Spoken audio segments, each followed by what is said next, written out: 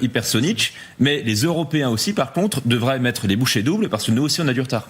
Ah, nous, on est quasiment à la bourre, même. Oui, on est plus à la bourre.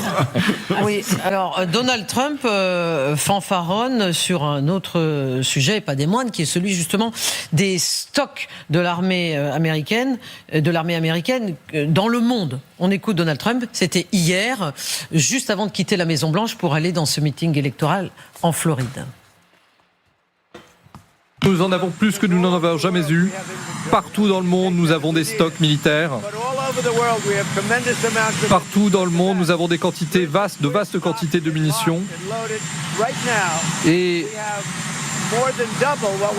actuellement, nous avons 2 fois plus que ce que nous avions lorsque la guerre a commencé. Mais c'est réparti dans différents pays, différentes bases. Mais ce qui s'est passé, c'est que Biden est arrivé comme un idiot et il a donné beaucoup de notre équipement à l'Ukraine. 350 milliards de dollars dépensés. Nous ne faisons pas cela. Tout le monde doit payer. L'Union européenne nous paye. Mais Biden, lui, n'obtenait rien. Mais il a donné une grande partie de notre armement. Alors, en proportion, ça ne représente pas grand-chose, mais il a quand même donné beaucoup à l'Ukraine. Nous avons reconstruit, mais nous avons des stocks partout dans le monde. Bon, hormis cette obsession pour Joe Biden et pour tout ce qui aurait été donné à l'Ukraine, Donald Trump, on ne peut pas lui reprocher de vouloir projeter une image de puissance de son pays.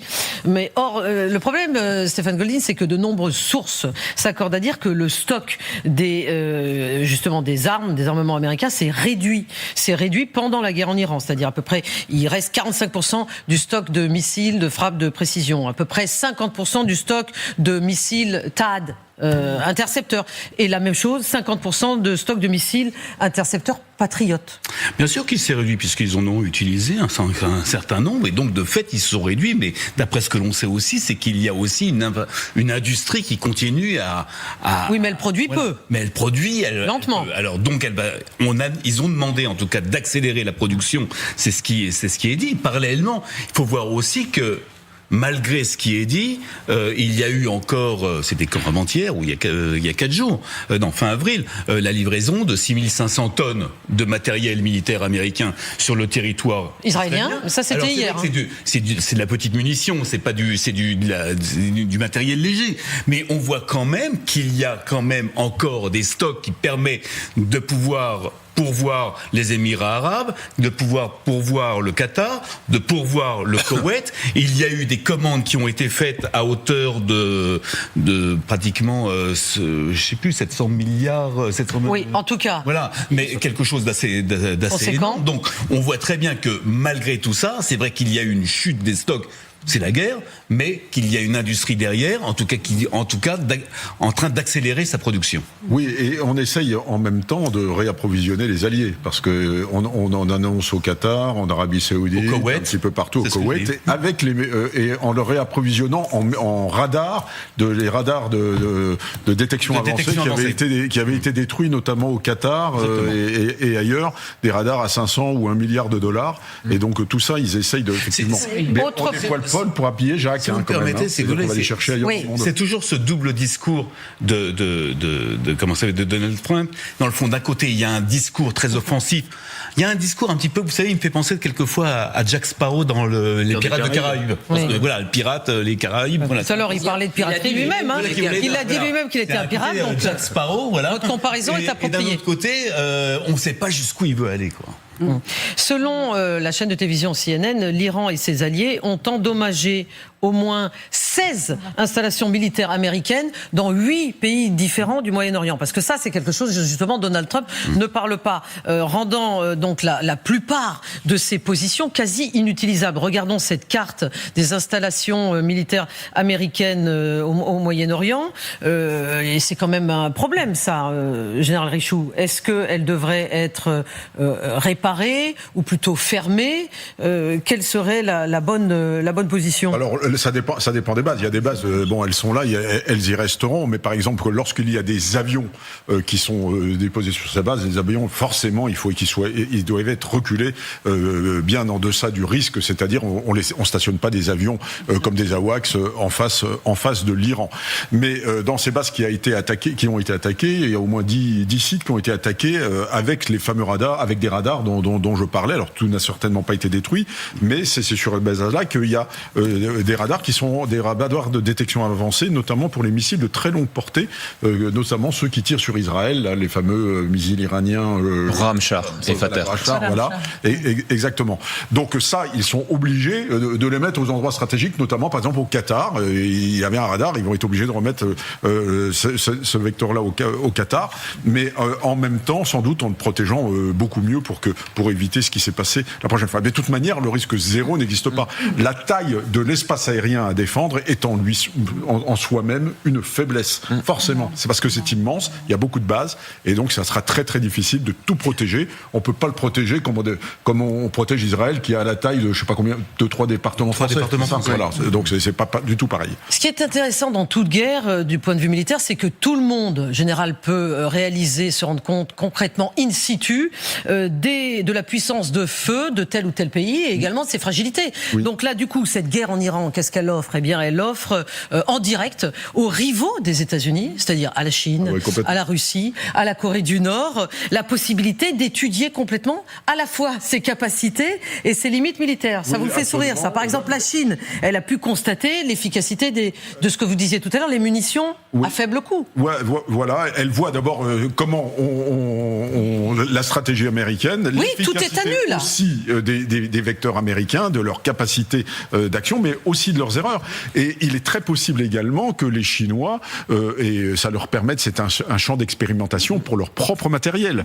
Donc, effectivement, je crois que ça c'est très très riche et ils attendent en embuscade pour développer leur propre stratégie sur le plan des armements. Parce que là, les Américains ont fait preuve quand même d'un certain nombre de faiblesses. Ils se mettent à nu finalement en faisant la guerre. Et c'est assez inévitable. Étudier dans le détail. Stéphane Goldin. Mais ça fait aussi évoluer les alliances. Regardez ce qui se passe actuellement entre Israël et les Émirats Arabes Unis, où Israël a fourni Iron Beam, c'est-à-dire faisceau de fer, le Spectro qui est un système qui permet, je dirais, de voir. On va y venir à ce système. Ou simplement le dôme de fer avec des troupes israéliennes qui se sont rendues en masse d'ailleurs sur le territoire des Émirats, et donc dans le fond c'est aussi une consolidation d'une alliance qui avait été faite d'ailleurs et signée au moment des accords d'Abraham, et avec aussi énormément d'échanges de renseignements qui se passent entre les Émirats et l'État israélien. Et à l'inverse, Sophia.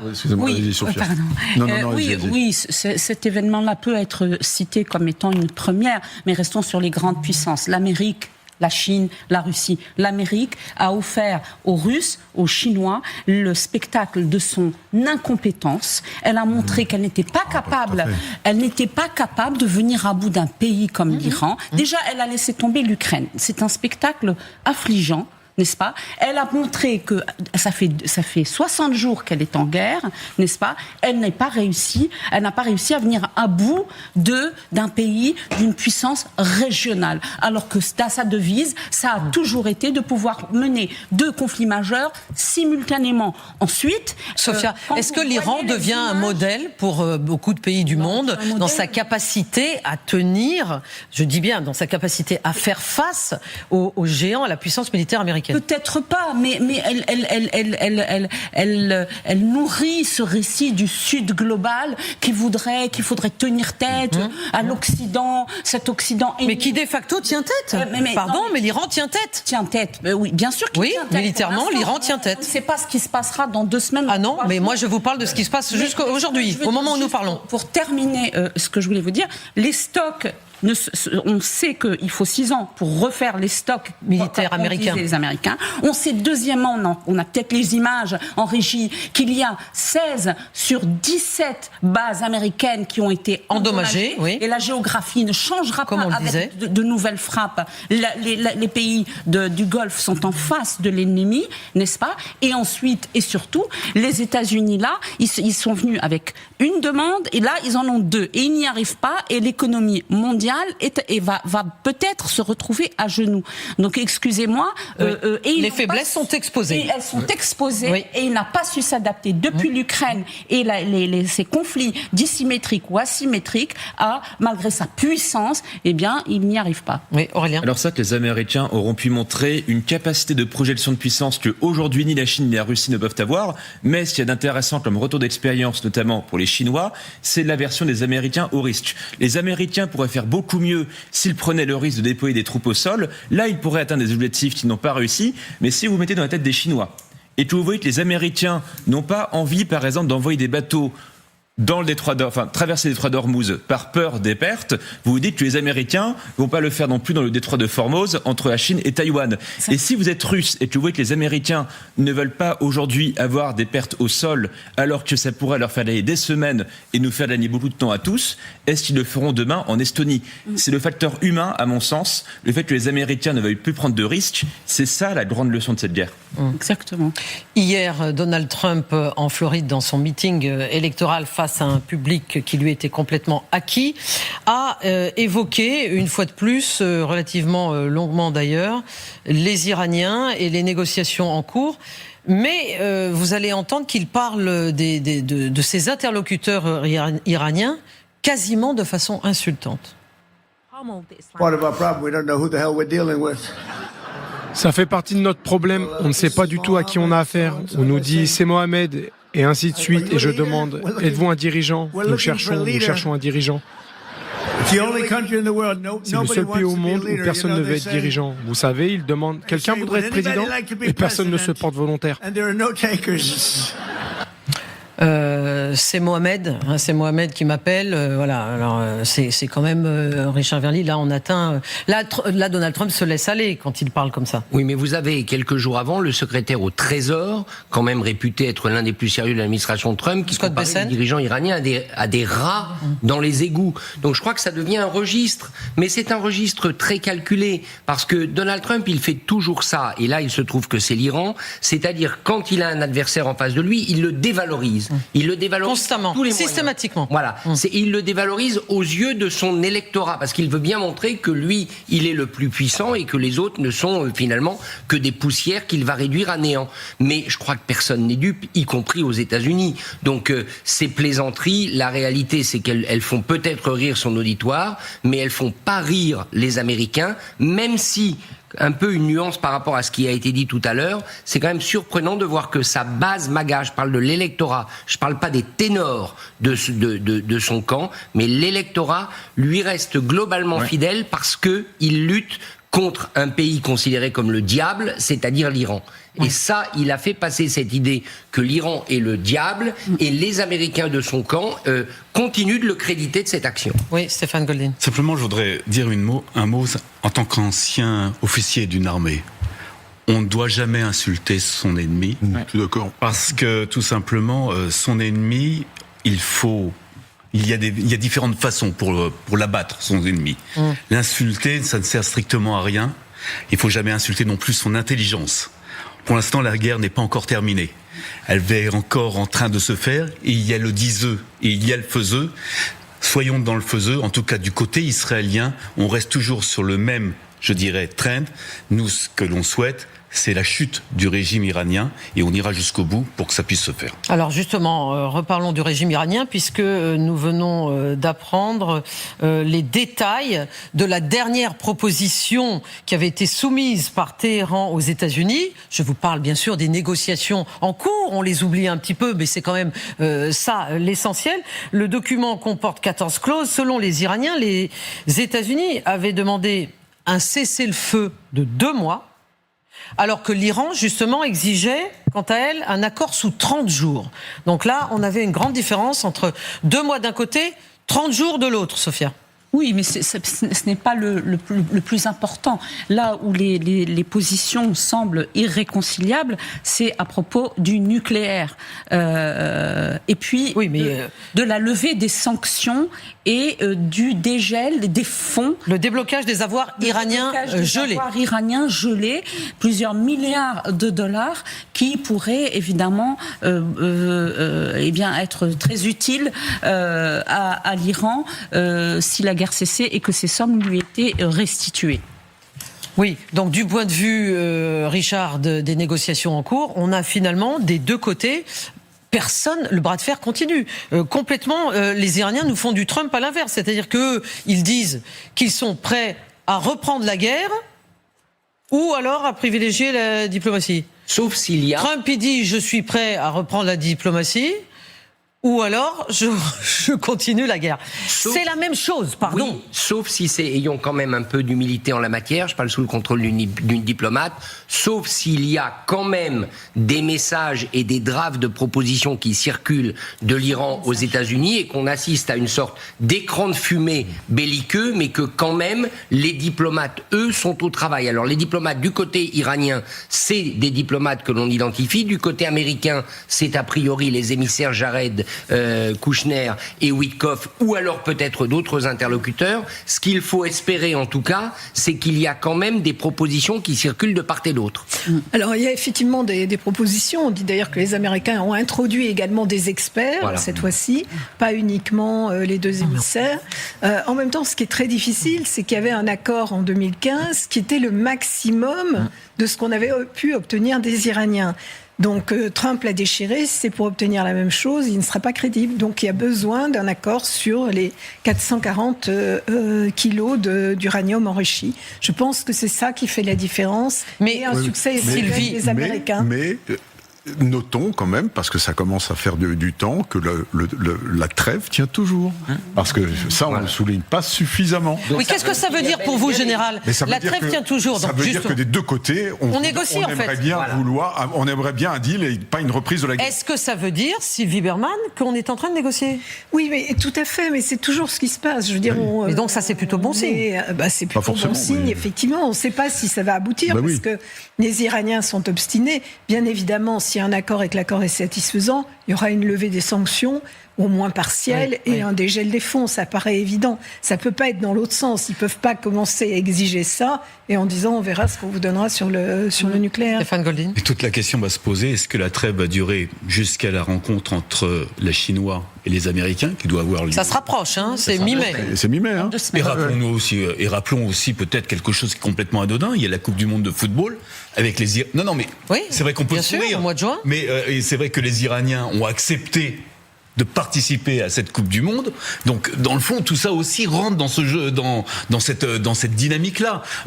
Voilà, mais énormément de paramètres que on contrôle sans contrôler. Moi, je reste aujourd'hui encore persuadé qu'il y a des discussions qui sont complètement sous la table, sous-jacentes, dont personne ici ne peut avoir information. Et il se passe quelque chose. Parce que c'est vrai que cette trêve est là. Malgré ça, il y a un afflux de soldats sur la zone qui est continu. Ça fait partie des négociations aussi. Il y a un apport de matériel militaire en Israël. Oui. Il y a aussi différentes manœuvres qui se passent ailleurs. Il y a aussi on voit des navires passer. Donc il se passe quelque chose. Alors il se passe quelque chose. Justement sur le terrain, ce que les Iraniens semblent utiliser, ce sont des leurres pour tromper l'ennemi. L'Iran utiliserait des chars, des hélicos factices. Alors ça, ce sont des images de Tzal que vous voyez, mais est-ce que c'est... Alors ça se complique parce qu'il y a aussi des images qui tournent depuis plusieurs jours sur les réseaux sociaux, notamment sur un compte ou plusieurs comptes francophones pro-russes qui montrent justement sous le titre « L'Iran piège l'oncle Sam avec une armée gonflable ». Mais effectivement, les leurres, ça a toujours existé. Général Richoux, notamment pendant la Seconde Guerre mondiale, c'est ça ? Pendant la Deuxième Guerre mondiale, il y avait l'armée Patton qui était dans le sud de l'Angleterre, qui était uniquement... Patton avait été relevé de son commandement, il avait giflé un soldat pendant la campagne d'Italie. Qui avait fait un syndrome post-traumatique et il l'avait giflé donc devant tout le monde et il avait été relevé de son commandement. Donc Patton, il avait un commandement factice et on a été obligé comme c'était la bête des blindés, on a été obligé de le reprendre plus tard. Un commandement factice. Il avait un commandement factice dans le sud de l'Angleterre avec une armée de baudruches gonflables, avec des avions, des Sherman, tout était gonflable, y compris les jeeps, avec un réseau radio pour bien montrer qu'on s'entraînait et qu'on était prêt à débarquer. Et le jour du débarquement, ils ont attendu attendu l'armée Patton en se demandant où était passée l'armée Patton.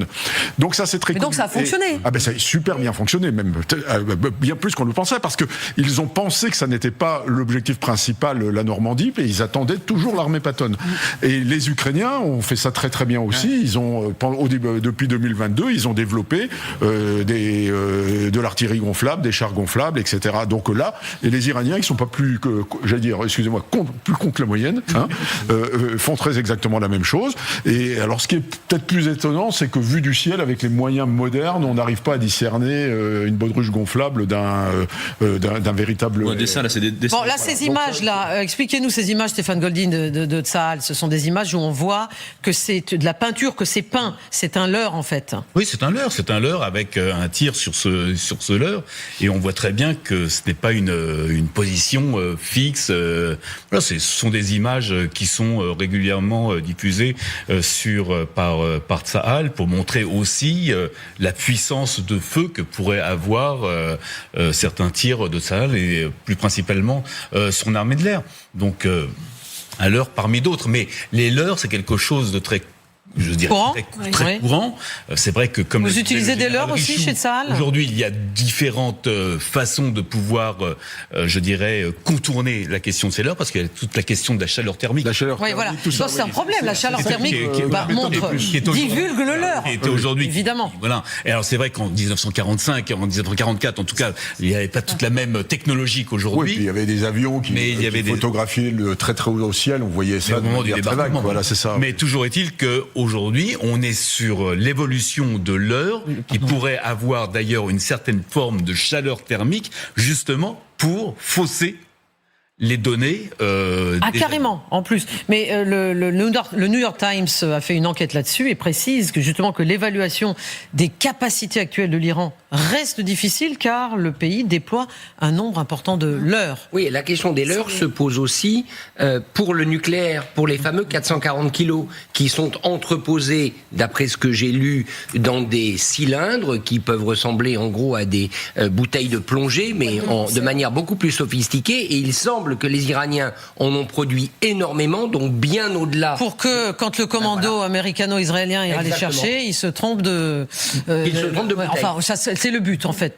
Le leurre, c'est le b.a.-ba. Non, mais absolument. Mais dans l'art de la guerre de Sun Tzu, qui est un traité qui remonte à l'Antiquité chinoise, il y avait les stratagèmes, effectivement, et l'utilisation des leurres. Et ces traités sont étudiés même dans les académies américaines. Donc ça, ce n'est pas du tout étonnant. Et comme l'a dit Nicolas Richoux, ça a été efficace au moment de la Deuxième Guerre mondiale. L'importance du renseignement humain sur le territoire. Ou des drones aussi, là encore. Voilà. Oui, il y a ça aussi, compte tenu de la pénétration du Mossad, on se demande. Maintenant, le pays est tellement gigantesque que c'est compliqué aussi. Si on dit là, on met une fausse base aérienne dans un endroit hyper désertique, c'est peut-être très compliqué quand même de pouvoir. Comme vient de le dire Aurélien, il y a aussi des drones furtifs. Il y a une possibilité de pouvoir accès à avoir une information, que cela soit au sol ou.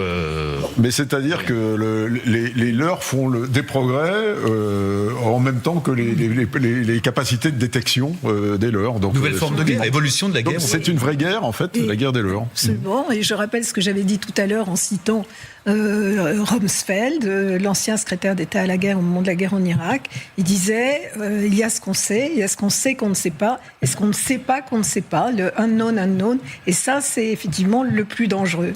Et c'est ce qu'il découvre, et c'est les surprises. Mais Jules César, dans la guerre des Gaules, utilise des leurres. Il utilise notamment des ânes, des mules, pour faire croire qu'il y a une cavalerie qui arrive. Il n'a pas la cavalerie, mais notamment devant Gergovie. Alors, c'est peut-être pas le bon exemple parce qu'il s'est planté devant Gergovie, mais il a utilisé des forces avec quelques soldats et des mules pour faire croire à l'ennemi qu'il allait attaquer par là, effectivement. Nous évoquions à l'instant le fait que la guerre actuelle met à nu toutes les puissances, mais aussi les faiblesses des armées, notamment de l'armée américaine. Mais il y a une autre armée dont il faut parler et qui monte en puissance, c'est la puissance militaire de la Chine. Chine qui en impressionne plus d'un, notamment justement un général américain, ancien commandant adjoint des forces américaines dans le Pacifique, dit ceci: n'écoutez pas ces inepties sur leur prétendue quasi-égalité entre les forces militaires américaines et chinoises. Ils sont devenus notre égal militaire car ils rivalisent avec nous dans presque tous les domaines de l'influence nationale. Sylvie, vous avez été en poste en Chine. Dans quel secteur rivalisent-ils ? Vous voulez dire dans le domaine militaire ou dans les autres ? Écoutez, dans le domaine militaire, je vais demander au général Richoux. Il y a eu des War Games qui ont été faits aux États-Unis et il apparaît que la marine chinoise gagnerait sur la marine américaine et que effectivement même Taïwan ce n'est pas garanti. Oui. Les armes hypersoniques également au début, comme ça a été dit, c'était les Russes. Et je me souviens de Poutine se vantant devant un envoyé spécial français en disant on est les meilleurs dans ce domaine, on sait où en est le programme américain, mais on est bien avant eux. À l'époque, les Chinois ne l'avaient pas encore. Voilà, donc maintenant, hypersonique, il y a les Chinois et les Russes et les Américains qui sont encore à l'état presque de prototype. Ils ont des porte-avions et ils ont également une marine qui, en fait, est l'équivalent de la marine française qu'ils déploient tous les 3 ans. Oui, la production. Donc, dans tous les domaines, production chinoise. Ils ne sont pas aguerris, c'est ça la différence. Voilà, c'est ça. Mais, Aurélien Duchesne. C'est-à-dire que d'un côté, la Chine a la masse, l'industrie navale chinoise, c'est 20 fois l'industrie navale américaine, alors qu'ils ont quand même 11 porte-avions. Mais l'armée chinoise, sa grande force, c'est aussi qu'ils font des pratiques asymétriques. Ils savent qu'ils n'auront pas autant de porte-avions que les États-Unis d'ici 10 ans, mais peu leur importe, s'il y a une guerre localisée en Asie-Pacifique, les Chinois compensent ça par l'industrie, là encore, des drones, et les Américains développent des programmes comme le programme Replicator, où, je reprends ce que dit l'US Navy, nous avons 10 ans de retard, mais comme le disait Madame l'ambassadeur, la Chine, il lui manque une pratique du combat. La dernière fois que la Chine s'est battue contre un autre État, c'était en 1979. Les Américains, c'était il y a 2 semaines. Donc la Chine, pour résumer, c'était la formule de Bruno Tertrais, c'est peut-être un top ou un flop, l'armée chinoise. Cela dit, c'était un pays du tiers-monde. Alors, attendez, vous voulez tous parler, là, je ne sais pas que la Chine, ça allait évoquer tout ça chez vous. Alors, Gérald Richoux et puis Stéphane Goldin. Ça peut changer, oui. Alors, la Chine n'est pas encore à parité quand même sur le plan naval. Ils ont, mais comment ça se fait que ce général américain le dit? Non, mais d'abord, il ne faut jamais sous-estimer son adversaire. C'est ce qu'on vient de dire. Là, justement. D'une manière remarquable, ça c'est absolument certain. Le problème, c'est avec les Chinois, c'est qu'on ne connaît pas leur valeur opérationnelle. Là, Aurélien l'a dit, c'est la dernière fois ils se sont battus au moins sur le plan terrestre, c'est 79. Moi, je suis pas capable de citer une bataille navale que les Chinois aient gagnée dans l'histoire.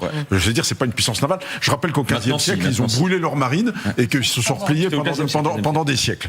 Alors, il y a ça. Et deuxième chose, dans les doutes que l'on peut avoir, alors ils ont pas encore, par exemple, ils ont 2 porte-aéronefs qui sont des vieux trucs et ils développent leur premier porte-avions à propulsion classique, il n'est même pas nucléaire, et avec une catapulte qui est électromagnétique. Non, alors là, je peux vous dire, c'est ça. 2 plus 1 qui n'est pas en activité. Donc, il n'y a pas la parité sur ce plan-là encore. Et la dernière chose, mais qui est très importante, c'est que c'est la capacité de commandement. C'est-à-dire qu'avec une armée qui n'a pas combattu, une armée qui est quand même un système extrêmement monolithique d'un pays totalitaire, qui est en train d'être purgé, on sait très bien qu'on obéit à la lettre et que souvent on va dans le mur parce qu'on obéit à la lettre et on le voit, par exemple, on l'a vu par exemple chez les Russes, etc. Donc on ne sait pas très bien quelle est la valeur opérationnelle du commandement chinois, d'autant plus qu'il y a eu des purges dernièrement. Voilà. Stéphane Goldin. Simplement, j'ai une question à vous poser. Pourquoi, dans le fond, la Chine se rentrerait en guerre contre quelques pays que cela soit, puisque de toute façon, aujourd'hui, la Chine a dans le fond ses proxys, entre guillemets. Aujourd'hui, regardez. Qui font la guerre à sa place. Quand on regarde l'industrie militaire chinoise, elle vend ses avions de chasse pratiquement, elle les vend à l'Égypte, elle les vend dans énormément de pays. À l'Iran, à vrai dire. À l'Iran. Donc, elle voit donc l'évolution de son propre matériel sur le terrain et elle l'adapte. Il suffit d'aller au salon de l'armement qui se passe chaque année au Bourget. Regardez ce qui se passe sur les stands de la Chine. Regardez comment ça se passe. Regardez comment actuellement il y a une évolution du matériel chinois, que cela soit naval, que cela soit aérien, que cela soit terrestre. Alors est-ce que ce matériel est de bonne qualité ? C'est une question qu'on peut encore se poser et on le saura dans quelques années. Ça va donner encore. Pas trop tôt, mais j'espère. concrètement, aujourd'hui, ce matériel est utilisé par d'autres armées, et de là, ils font évoluer leur matos. Oui, mais là, par exemple, on parle de l'aviation, très bien. C'est vrai, les Chinois sont très forts technologiquement, il n'y a pas de raison qu'ils soient pas capables de faire des bons avions. Mais par exemple, leur avion, d'après ce que je sais, n'est pas engagé au combat actuellement. Donc, c'est pas tout à fait combat proven. Donc, vous voyez, le vrai problème, c'est la question de leur capacité opérationnelle. Parce que c'est comme partout, accumuler les matériels, les centaines de millions, ou bien les tonneaux de navires, etc., ça ne fait pas une armée opérationnelle. Les fondamentaux militaires, et Tchal le sait mieux que nous, eh bien, c'est autre chose que de la masse. C'est aussi du savoir-faire, et du savoir-faire, quelquefois, qui date de plusieurs dizaines d'années. Voilà. Mais il ne faut pas les sous-estimer. En revanche, on a bien compris votre message, Général Richoud. Il ne faut pas les sous-estimer. Donald Trump, cette nuit, en meeting électoral, a eu une autre digression par rapport, vous savez, à ce porte-avions américain, le Lincoln, qui est en train de revenir vers les côtes américaines. Il a eu cette proposition, écoutons-le, pour faire escale face à une île proche des États-Unis. Il voulait parler de Cuba. Where is Dan Mika? Thank you, Dan. Good job. Où est Dan Mika? Merci Dan, beau travail. Un architecte vraiment talentueux. Il a beaucoup travaillé pour moi. Il a un certain flair, un magnifique flair hispanique en particulier. Et il est originaire d'un endroit appelé Cuba, dont nous allons nous emparer presque immédiatement. Cuba a des problèmes en ce moment. Nous allons d'abord en régler un. J'aime mener les choses à leur terme.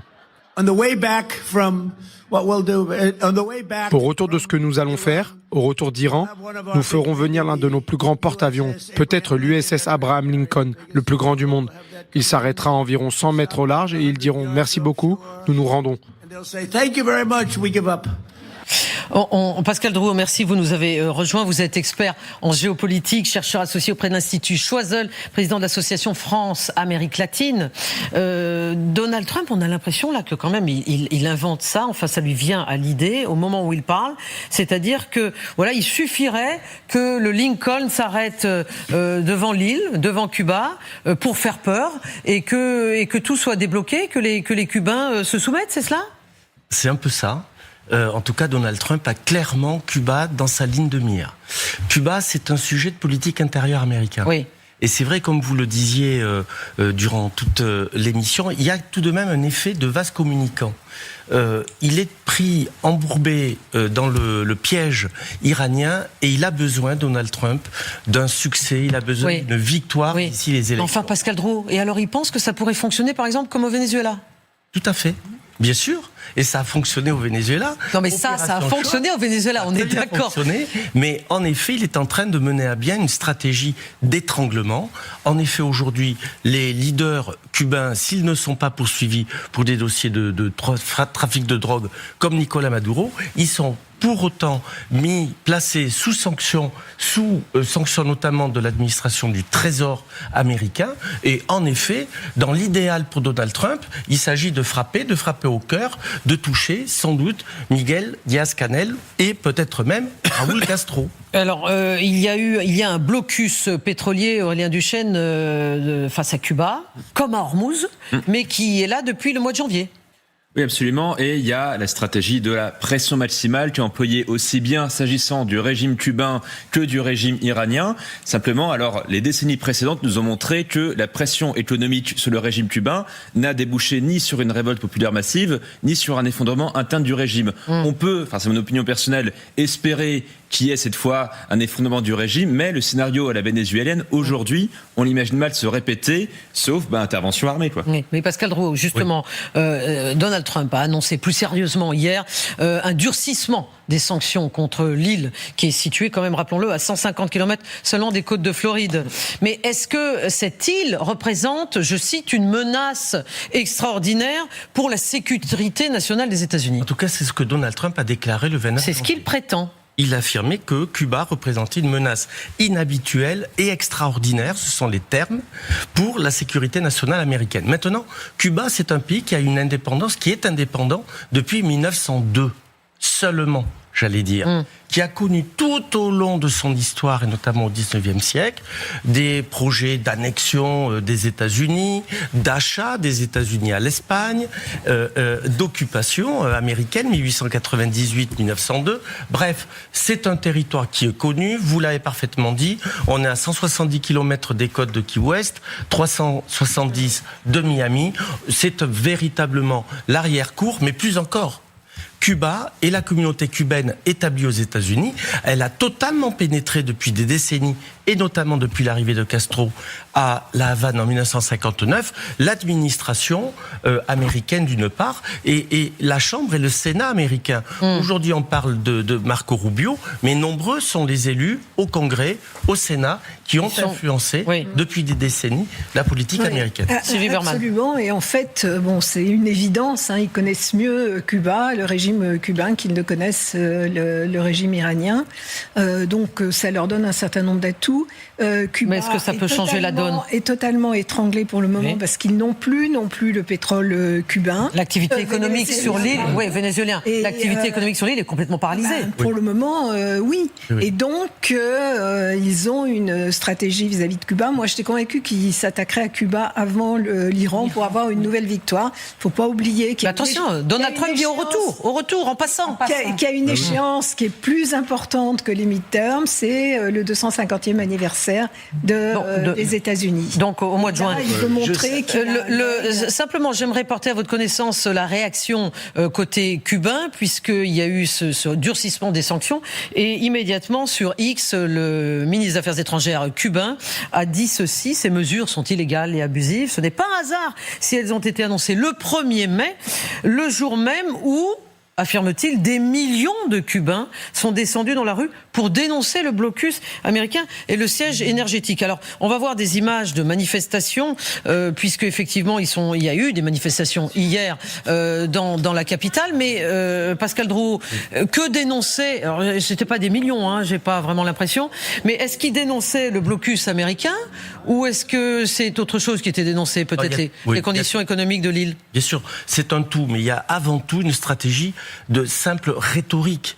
Nous sommes dans un pays qui est un véritable symbole, un symbole politique qui a pu, à un moment, avoir une résonance internationale, et en tout cas qui porte un projet de société, etc. Donc il y a une rhétorique. Maintenant, c'est vrai que l'étranglement est là. Les piliers de l'économie, c'est la centrale de Matanzas, qui fournit l'électricité, qui fonctionne au pétrole brut. Il n'y en a plus.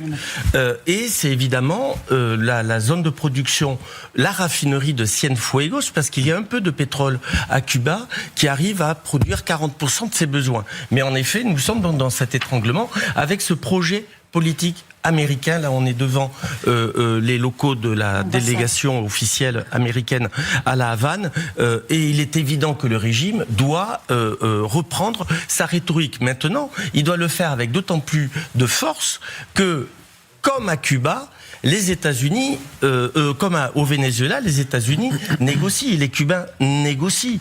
En ce moment, nous savons qu'il y a des discussions avec Alejandro Castro, le fils de Raúl, et avec le petit-fils Guillermo Rodríguez Castro. Alors, simplement, ce qui est amusant en Amérique latine, c'est que tout le monde a des surnoms. Le Alejandro Castro, c'est le borgne, parce qu'il a été blessé. Il est né en 65. Il a été blessé pendant ses entraînements, et lorsqu'il est parti en Angola lorsque Cuba menait à bien son opération, et le petit-fils de Raúl Castro, on l'appelle le crabe, le cangrejo, parce qu'il souffre de polydactylie, c'est-à-dire qu'il a un 6e doigt à la main droite, et donc on le surnomme le crabe. Et ce sont eux qui négocient avec les États-Unis. Peut-être allons-nous aller vers un schéma vénézuélien, comme aujourd'hui on le voit. Richard Verlier. D'où la question qu'on peut quand même se poser, même si l'histoire démontre la résilience de Cuba, et même si Cuba a été un symbole, est-ce que pour le coup, à Cuba, un schéma à la vénézuélienne n'est pas possible? Parce que dans le cas du Venezuela, rappelons quand même que le régime qui était hier le régime Maduro est toujours en place et les États-Unis viennent de rouvrir des vols directs entre la Floride et le Venezuela. Est-ce que c'est possible? Oui, quelle est l'attitude du régime cubain? Oui, tout à fait. D'abord, le régime vénézuélien, il doit lui aussi alléger ses prises de position. Il est quand même dans la main des États-Unis. Le régime vénézuélien. À Cuba, nous sommes vraiment dans un temps politique où le régime, de toute façon, est pris à la gorge. Donc le compromis, c'est la clé de la solution. Les États-Unis, de toute façon, militairement, ils sont déjà à Cuba. Ils sont à Guantanamo. Il ne faut pas l'oublier.